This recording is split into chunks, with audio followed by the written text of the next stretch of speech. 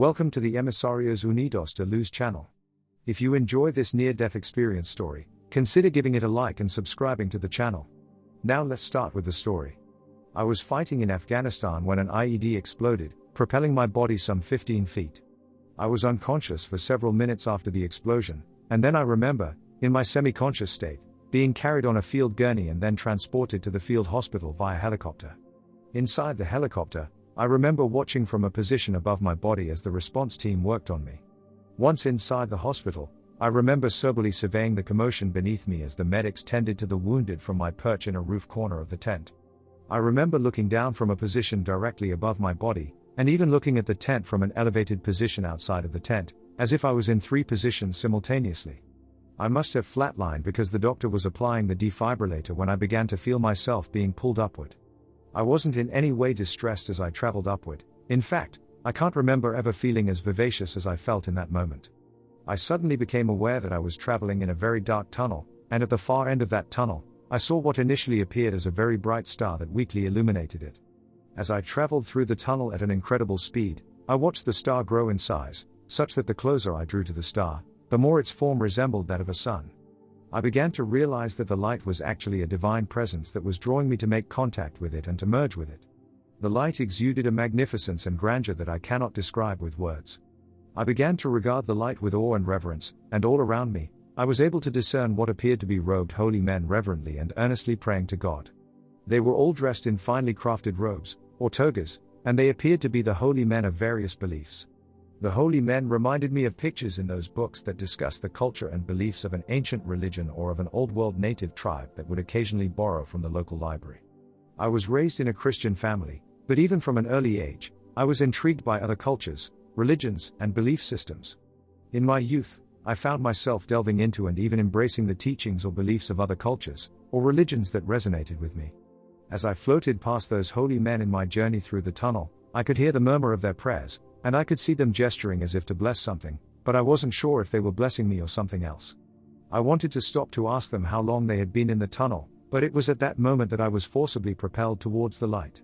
Everything became increasingly brighter as I neared the end of the tunnel, and at the very end, it was as if only the light existed. In the light, a series of images of the moments of my life, from the day of my birth to the present day, began to flash before my eyes. When the series of images ended, I stared into the ubiquitous light and wondered about life and about the essential self that is born on earth with a body.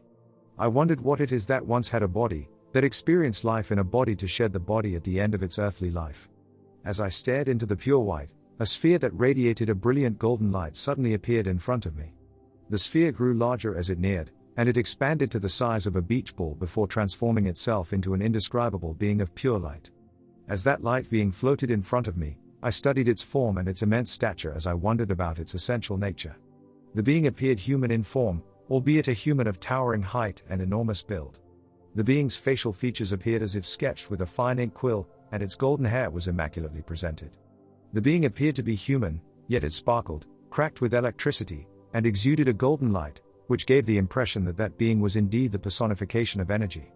The being's form seemed to solidify as its translucent form became increasingly opaque, and it was at that moment that the omnipresent white landscape suddenly enlivened as other light entities began to surround us. In that realm of light, I saw beings that appeared human-like, and others that appeared as glowing orbs of light and color that bounced jubilantly and exuberantly. Their lively energy was so contagious that I could feel my being brimming with a spectrum of emotions of elevated intensity. I was about to ask the light a question when it began to communicate with me, and instead of words, what I heard sounded like a chorus of voices of perfect tonality and timbre. I looked to my right to behold 2 magnificent beings when the light being said, "Those 2 are Michael and Gabriel. Michael has chosen you as his, and Gabriel is here to show you the future." I looked past Michael and Gabriel to gaze upon an entity of monumental stature, adorned with the most elaborate sprawling robe. Like the others, it was a being of beauty but whose complexion appeared darker than theirs and whose beautiful eyes regarded me with an icy and piercing gaze. "That is he who has been cast out of heaven. You who I have given choice, may go with the being of your choosing," the light being said. I thought that since Michael had already chosen me, I would choose him. Michael appeared as strong and mighty as the others, and his eyes blazed with fire that I found enthralling.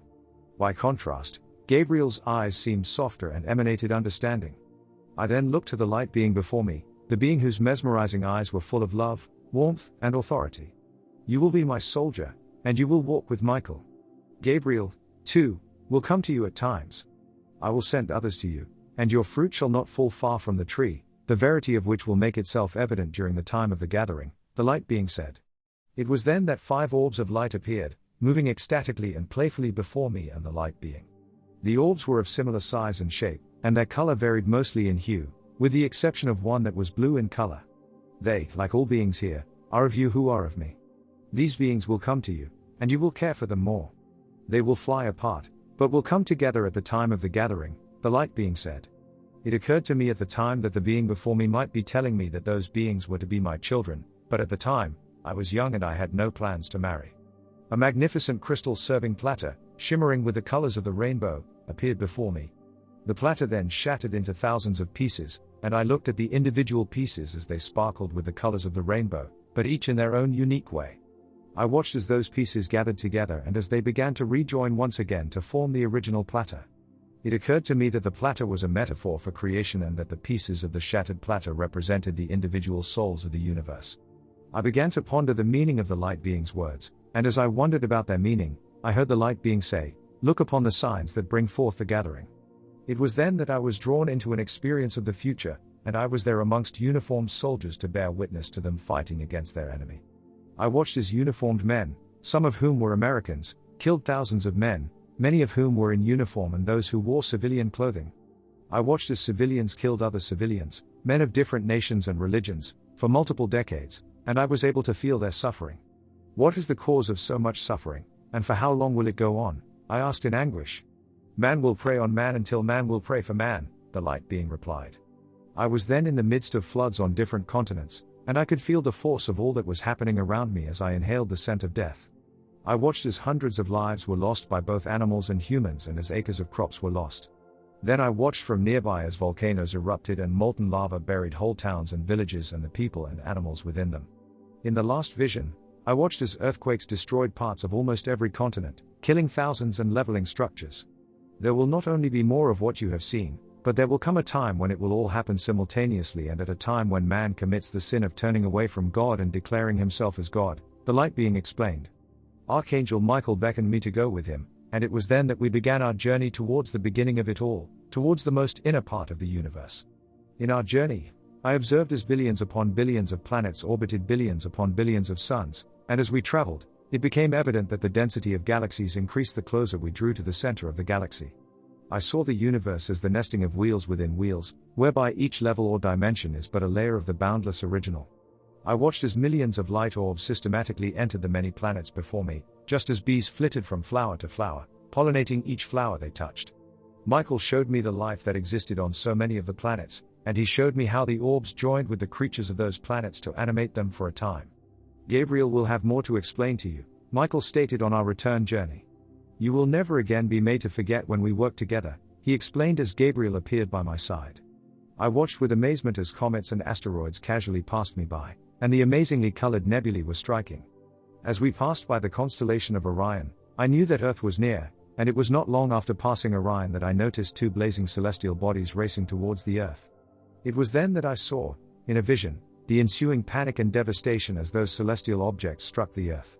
In the vision, I bore witness to an earthquake of magnitude 8.6 occurring in a place named Eureka, and I heard the voice of a radio operator directing thousands of people to places of safety. I saw in the vision a space station falling from the heavens and missiles being fired into space by a coalition of nations. I watched the chaos and devastation that assailed the Earth as coronal ejections caused the Earth to wobble wildly. I watched as oceans rose to inundate the land and how the Earth's land masses were changed forever. I saw a new, cleaner, and more beautiful Earth, an Earth with darker greens and lighter blues. I saw a world where the people who remained on Earth appeared happier and more content, living as did the native populations of old. I saw ancient cities that were buried beneath the oceans rise again, populated by the survivors in the new world. I saw tribes joining tribes, small nations forming, and a world where war was a thing of the past. To the inhabitants of Earth, there is little to fear, for the Earth will go on forever, as do all the planets. Look to the heavens, and you will know when the new world is upon you, Gabriel said. Gabriel then asked me to remember his words and to deliver his message to all who would hear it. What will happen to the people on Earth when the changes are upon them? I asked him. All will be lifted. Some will be lifted higher than others and no longer enjoy the physical plane, while others will be left on the earth to replenish and rebuild the physical. They too will be of a higher elevation than any that are living now, Gabriel explained. Suddenly, I was before the light being and the 5 colored orbs of light again. It was time to return to life on earth, and as much as I wanted to stay and explore that realm of light and light beings, I was not permitted. It was mandated a long time ago that I would share my experience and remind the people of Earth to spread the love they brought with them into the physical world and to let them know that their Creator eagerly awaits them. Should you ever have questions of the heart or mind, I will answer them. You only had to look within myself, for that is where I dwell, the light being said. From this time onward, you need only think, and it will be so, for you will forever know the truth. There was much work for you to do.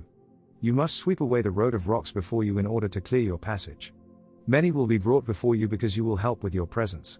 You must not set one aside wrongly, for a soul should not be lost within your heart, the light being explained. How will I know? I asked, but before I received an answer, I could feel myself being thrust through the dark tunnel once again. I awoke to a body racked with pain in the field hospital. The nurse was shocked to realize that I was awake and immediately alerted the attending doctor. How long have I been out? I asked. You've been in a coma for a week. You died during the operation, but the doctor brought you back, the nurse advised. The doctor finally arrived and started to check me out. He seemed genuinely interested yet amazed at what seemed to be a miraculous recovery. The doctor was checking me over when I suddenly jumped out of bed. The doctor, shocked, asked if I could raise my arms over my head and if I could touch my toes, and when I did, I could tell by his expression and by his silence that he was overcome with wonder and amazement. It's a miracle that you're still alive, he said. He said that the injuries to my arms and legs too should have kept you bedridden for at least 2 to 3 weeks. He said that he had to admit that it was truly a marvel. It was good to be among the living, but that place I had visited during the coma was by far a more wonderful place than any place on earth.